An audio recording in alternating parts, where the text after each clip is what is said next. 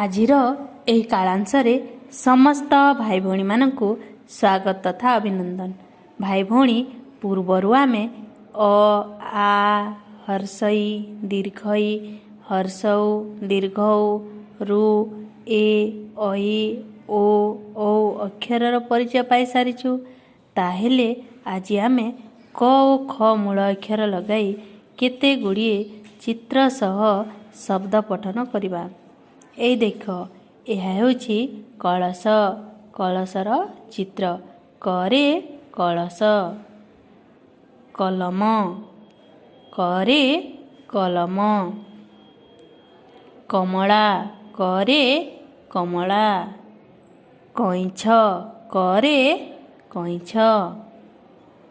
कौ करे कौ। करे कलश कलम कमला कइछ कौ। मझिरे जो अक्षर अछि सेटा होछि क।